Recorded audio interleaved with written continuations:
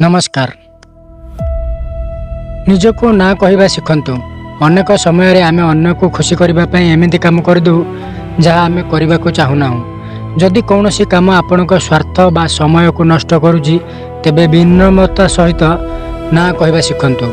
यह आपणकर सीमा बाउंड्रीज स्थिर करे।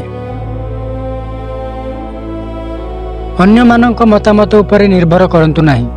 लोके कौन कहिबे सेटा भाबिबा बंद करंतु।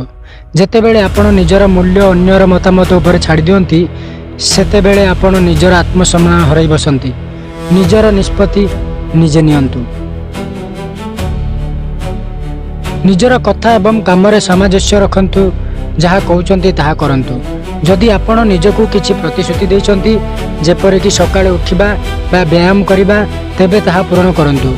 निज आखिरे निजे ऊपर को उठिले अन्य मानक आखिरे आपणक मूल्य बढ़िजिवो। निज स्वास्थ्य एवं रूपरे ध्यान दियंतु। निजको परिष्कार विच्छिन्न और सुस्थ रखंतु। जेतेबेले आपण निजर जत्न नियंती सेतेबेले आपणक भितर आत्मविश्वास कॉन्फिडेंस बढ़े। भल पोशाक पिंधिबा एवं शारीरिक स्वास्थ्य ठीक रखिबा मध्य सम्मान बढ़ेबार एक अंश। शिखिबा बंद करंतु नाही। वैल्यू ग्रोथ ज्ञान ही सबुठारु बड़ संपत्ति।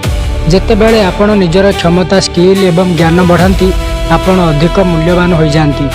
लोके सही व्यक्ति को सम्मान करती जे बुद्धिमान एवं सफल।